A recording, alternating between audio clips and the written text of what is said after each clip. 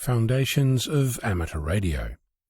The hobby of amateur radio is about communication.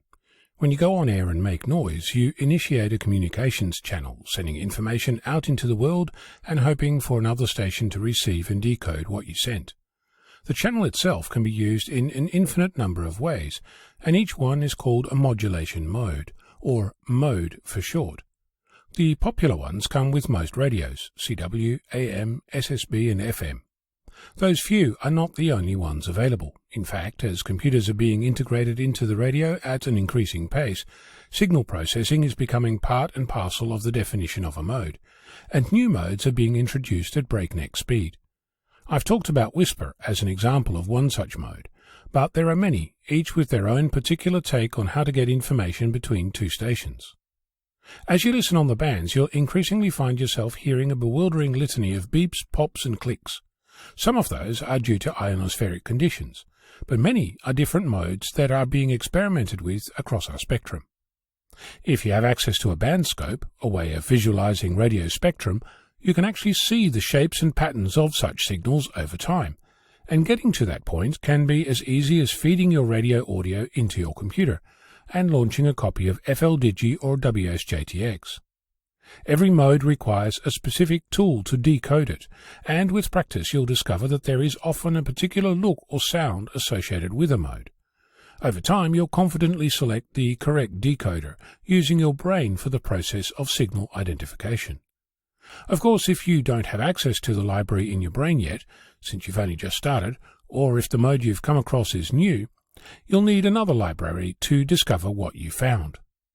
There is such a library, the Signal Identification Wiki. It's a website that hosts a list of submitted signals grouped by usage type, including one for our community. On the amateur radio page of the Signal Identification Wiki, there are over 70 different modes listed, complete with a description, an audio file, and a spectrogram. With that, you can begin to match what you've discovered on your radio to what the website has in the library, and determine if you can decode the incoming information. I will mention at this point that the Signal Identification Wiki is far from complete. For example, the Olivia mode has 40 so-called sub-modes, of which about 8 are in common use. Each of those sub-modes looks and sounds different. The wiki shows only a single line for Olivia. I'm pointing this out because the wiki allows you to submit a mode for others to use.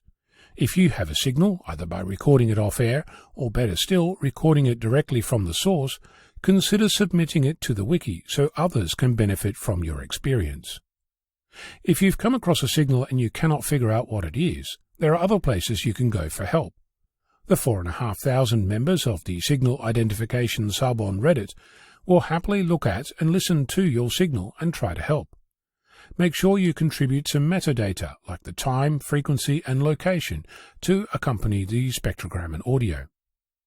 You might have come to this point wondering why I'm encouraging you to use and contribute to the wiki and ask for help on Reddit. Amateur radio is about experimentation. We love to do that, and as we make signal processing easier and easier, more people are making new modes to play with. The speed at which this is happening is increasing, and as an operator you can expect to come across new signals.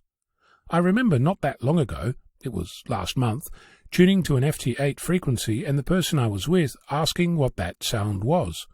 They'd heard it before but never discovered its purpose, even though FT8 has been with us since the 29th of June 2017.